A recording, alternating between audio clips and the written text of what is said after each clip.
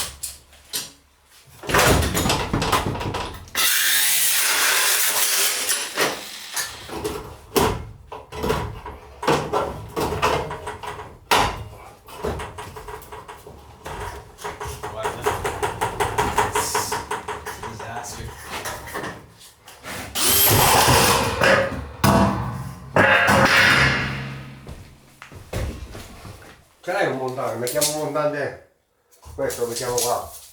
Ok, solo così. Sì, un pezzo. Sì, ok, va bene.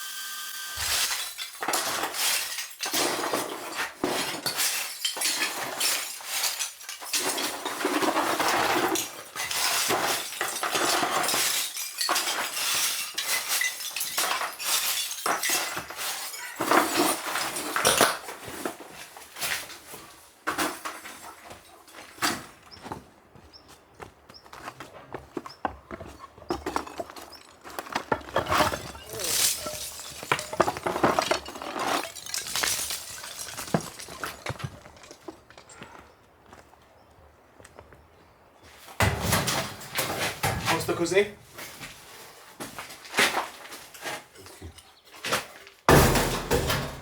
Questa è l'altezza? Sì, sì. Più o meno. Più o meno.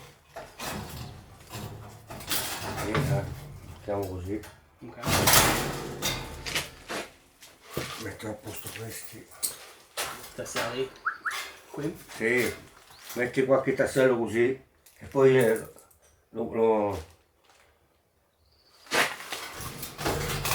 Forse un pezzo di legno là? Sì, si mette qua, bravo. Fai così. Legno, legno sì. E buttiamo. Ok.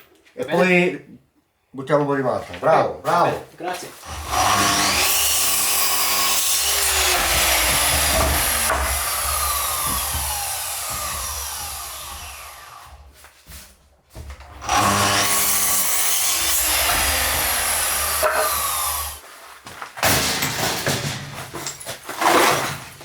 Alright, so you're meant to mount this with cement the same way that we mounted the boxes for the electric, but then you have to wait a day for it to dry, and it's absurdly tedious actually mount that way. And we just happen to have the opportunity of having a solid cement wall. This is actually the original cement wall of the cistern. And we're just gonna fasten a couple pieces of wood to kind of bridge the gap, and then fasten the wood to the cement, and then fasten this to the wood, and then we can carry on and we don't have to wait for cement to dry.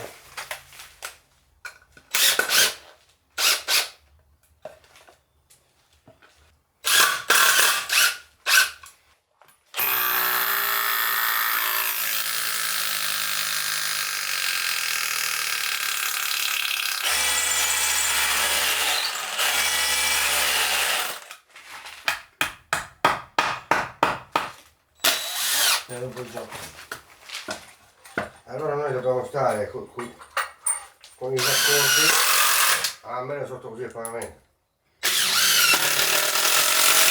A filo del pavimento.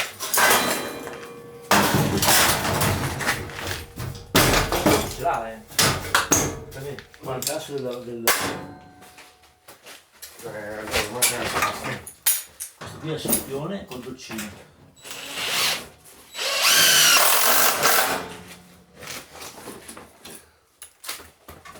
Questo è il misuratore. Vabbè, questo l'abbiamo messo lì. Scusi, ma sono... Manca ancora roba, 4. So allow me to take a brief minute to tell you about today's video sponsor, Saily. Saily is a new eSIM service app brought to you by Nord Security. If you've ever traveled internationally, then you'll understand the pain of either waiting in a long line to get a physical SIM card, or the pain of expensive roaming charges. But with using an eSIM like with Saily, then all you have to do is download an app and you'll have access to affordable plans in over 150 countries. All of Saily's eSIMs are compatible with iOS devices as well as Android devices, and you can download and activate the eSIM prior to traveling so that when you land, you immediately have phone coverage. It takes less than a minute to purchase and activate an eSIM, and if for some reason your phone isn't compatible with an eSIM, then Saily will give you a full refund. And the best part of it all is that Saily is giving you a free eSIM plan today, so download Saily using the link in the description below or by scanning the QR code on screen. You select your destination country, then choose the 1 GB plan, and at checkout enter the code Voyagers, and you'll get that plan completely for free. I'd say that's a pretty good deal. It's really hard to beat free, so thank you so much to Saily for sponsoring today's video.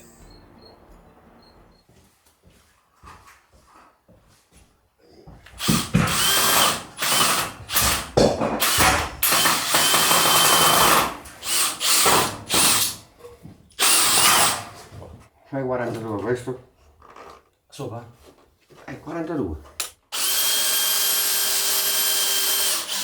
Non sei giusto con quei 4,5, questi con te. Proprio.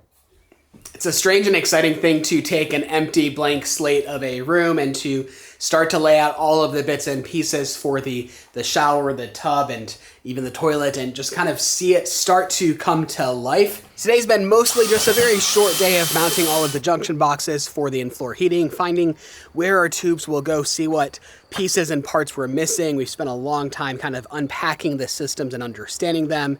And then we'll spend the next 2 to 3 days installing everything. And then the electrician comes and then we pour the final concrete floor in preparation for the in-floor heating. And my goodness, things are moving quickly. I'm gonna take the rest of the day off and then we're gonna smash it out tomorrow.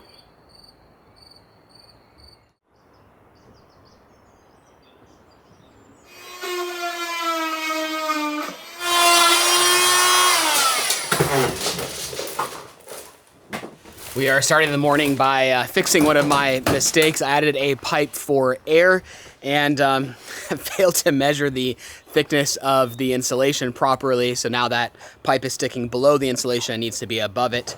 But hey, I've got the dream team here to fix my mistakes.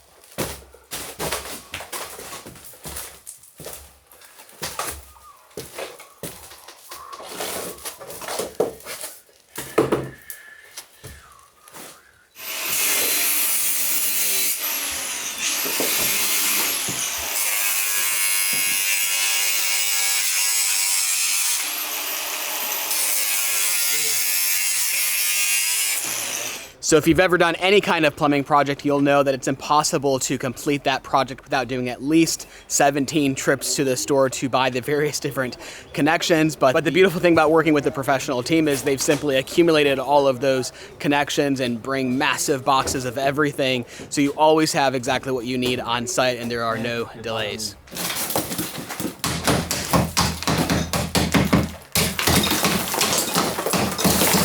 So much work goes into this day, preparing everything, making sure that all of the hole openings are right, making sure the design is proper and double checking everything. And now that the work is actually being done, there's not much for me to do. I'm just kind of sitting back watching and learning, which is it's a welcome break. I'll take it for today. But it is a little awkward. I'm used to being busy and doing something and building something. But today I just get to mostly watch and learn.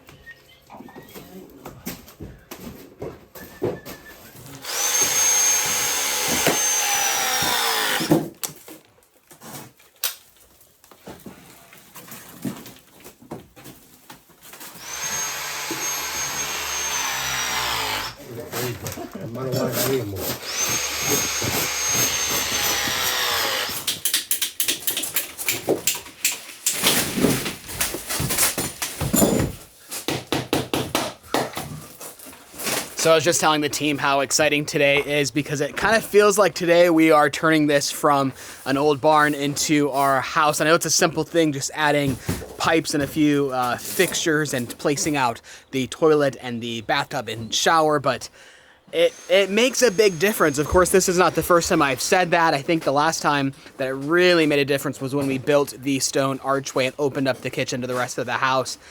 All of these little things just kind of slowly add up, and it no longer feels like a old abandoned barn like it once was. It feels like we're within that sprinting distance of the finish line of converting this old stone barn into our home.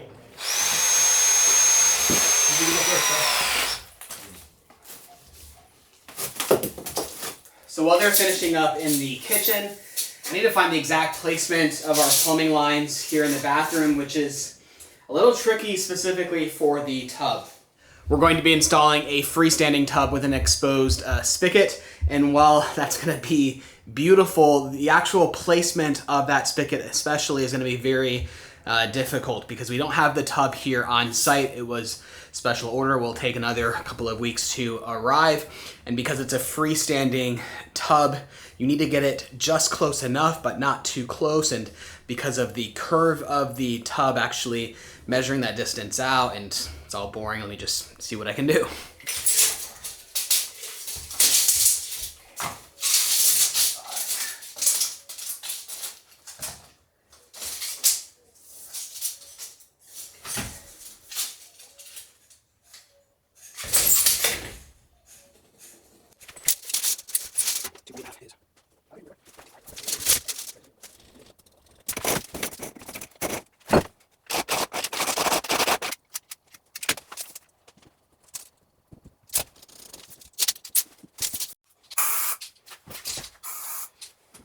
So there are a few things I think get Heather more excited than a high quality bathtub. If we're ever going on vacation, she's looking for a house that must have a bathtub.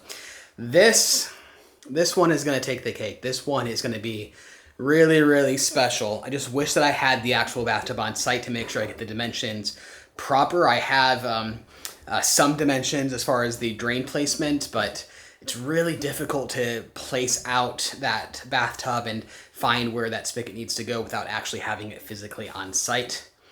But I think it's going to be beautiful. Well, that's the kitchen finished. I just went back over and checked everything to make sure that there's nothing missing from the design, and they've gone ahead and moved on to hooking up the pipes for the in-floor heating. I'll explain what all of these systems are a little bit later when Heather can come over. We'll kind of explain it together. She's editing all day today. It's a busy week for both of us, but we'll explain all of these systems a little bit later on. I think this is all pretty self-explanatory, but curious if anyone can guess what in the world this is for right here, so high up. Leave your guesses in the comments. Give your best guess now. Sei così? Sì, ok.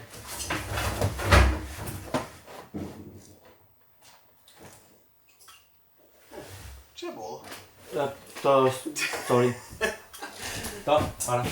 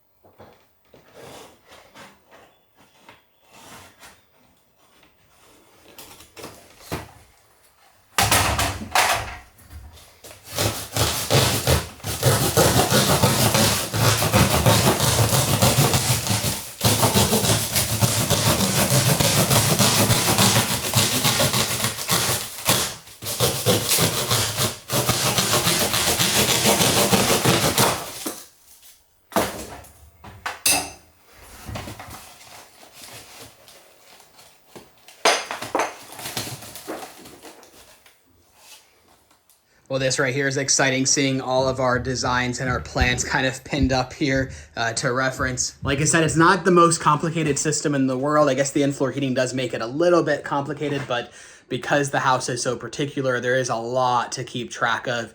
So we've made sure to pin up our design to constantly reference everything. Because the house is so particular, we just don't want to forget anything, but it kind of looks cool having it all pinned up like this. This right here will be really exciting to see come to life. This is our entire system and design for both the in-floor hot water, the in-floor heating, as well as the hot water and some filtrations and a few other random odds and ends. But to see all of this come from paper to real life will be really exciting. That design right there utilizes all of these boxes of material, that giant 600-meter roll of tube. There's actually another one underneath it, and really about half the material has already been brought inside. So while again, it's not the most complicated system, there are a lot of moving parts.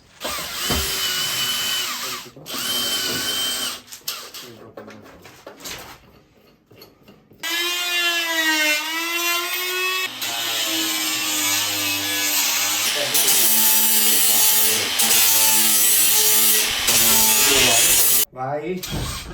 Vai. All right, so just in time, the rest of our plumbing supplies have arrived. Bit of a struggle getting the truck up the hill. We have the rest of our in-floor heating panels and all of our supplies here. All right, so here's everything we were missing. And here's the truck attempting to turn around and leave. I feel bad for him. These panels mostly are what we were waiting on. These are specialty panels for the in-floor heating. They're a little hard to come by and a little bit specialty. The second floor requires a super thin specialty. It's called Slim D17 panel in order to make the in-floor heating as thin as possible, because we don't want to raise that floor up. We have a small amount of space that we can actually raise that floor before we run into some big complications with the windows. So these panels were special order just to be able to save 1 inch, and that's all we needed, was to save 1 inch.